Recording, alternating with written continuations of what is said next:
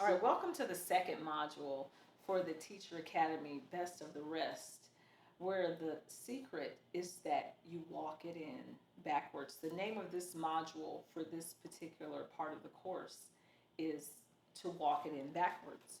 Well, what does that mean? It is a strategy, and you may or you may not have heard of the term backwards mapping, but that is one of the secrets of the greats. So, secret number two is that the standard for your lesson plan is the objective of the day. That's the secret. The standard of your lesson plan is the objective of the day. But there's a way that you address it. You have to communicate that to the kids in kid friendly language so that they have accountability for what it is that they need to know.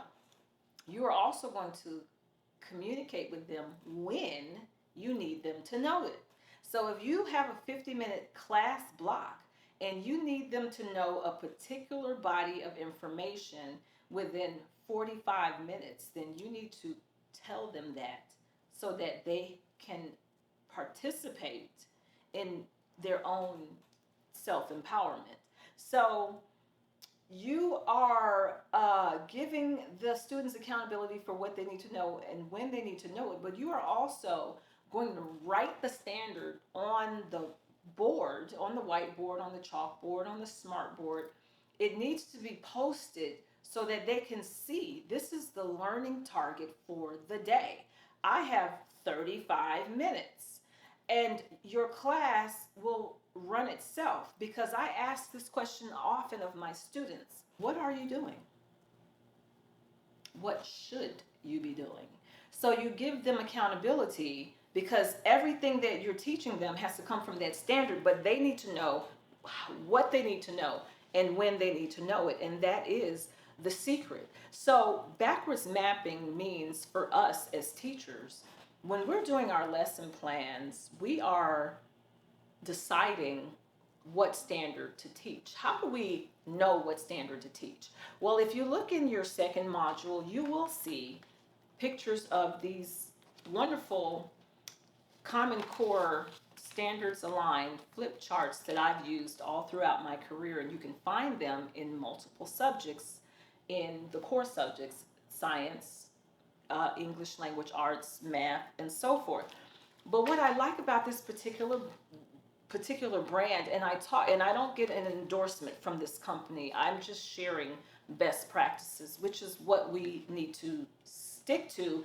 If we're going to be great at what we do, we have to stick to best practices. So this is not about a personal endorsement. This is an excellent flip chart because everything that you need to know from year to year is in the flip chart. So where are the standards? You can have them in your hand, which I prefer, something in my hand, or you can go to your Department of Education website and click on the standards, and they should have them disaggregated per subject. So how do I know what to teach? Because when I look at this flip chart, let's just hypothetically flip it open. This is a math flip chart. And I talk about where you can find this flip chart from mentoringminds.com. It's in your workbook that you can find in your classroom downloads, because hopefully you have downloaded the second module for the secrets of the greats. And so if you look at the standards, you may ask yourself, well, how am I supposed to teach all of this and when?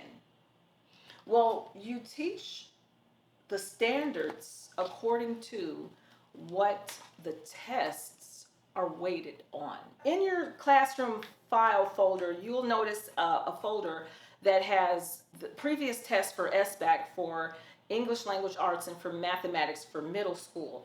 You can take those, you can give them to the students, you can chop them up and glue them down so that they are all commonly aligned, standards based. We did a lot with these worksheets. Now you can take these worksheets and you can give them to your students. They are in your file, so you can download them. I would not print them all out at once, but I would open up the zipped file and take a look at it, because there's a wealth of resource for you to use for test practice for your kiddos. And also what I included in the student tab for you for this mod are actual copies of my real lesson plans and what it looks like to backwards map. So you can't backwards map if you don't know what the components of an effective lesson are.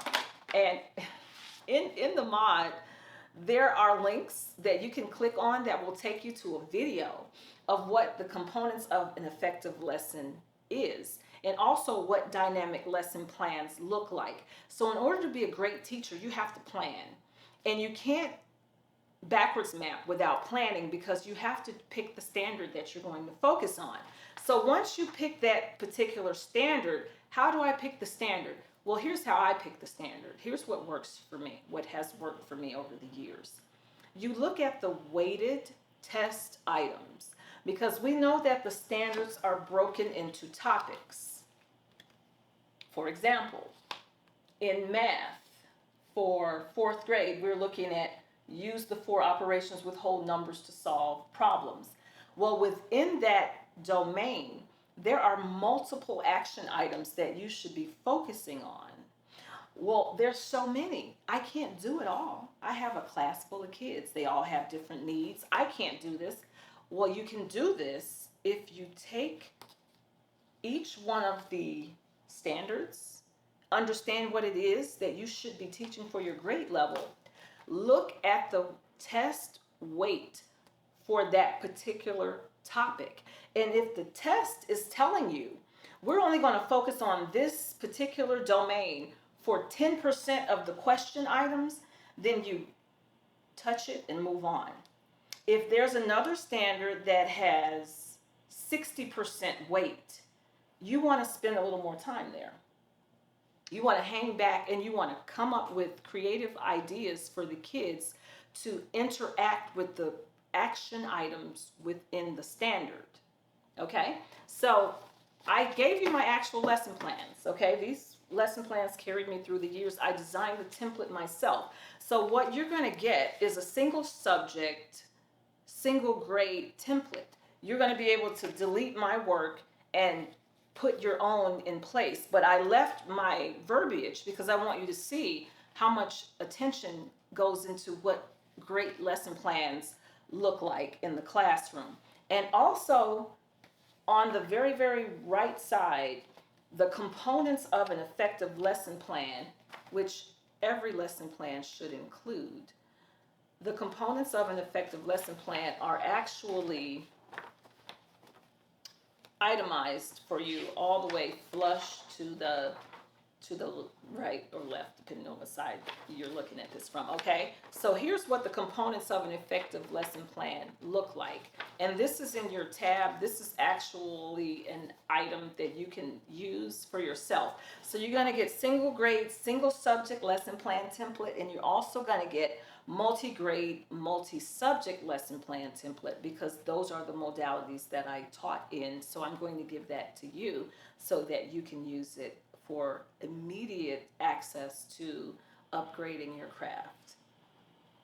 For the second mod for the Teacher Academy, the best of the rest, the suggestion is to walk it in backwards. That's the name of the mod. And so you have printed this out and read all of the strategies and the hidden jewels that are inside of this workbook. I am not going to read it verbatim with you because you are licensed teachers and we typically don't appreciate that. And I know it because I'm a teacher.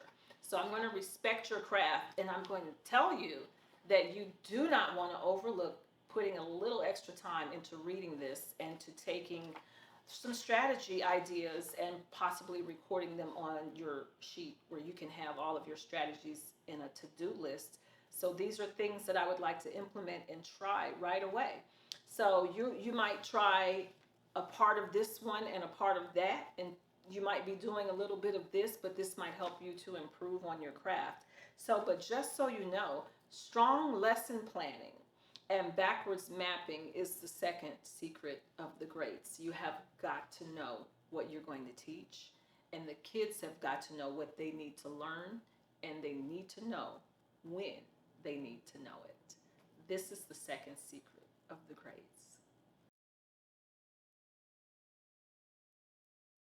If you notice, all throughout your workbook for the second module, there are actually live links that you can click on for personalized mentorship, where you can have 1 hour of my time where I can mentor with you during your prep time or your planning time. I can plan with you and show you how to implement this strategy for instant access to greatness. There's also another option where you can have a membership of mentorship where you can have 1 hour of my time for 5 sessions for the month. And that one is on an ongoing basis. So if you take a look at those links and see what the options are, you can have my personal time to help you upgrade your craft.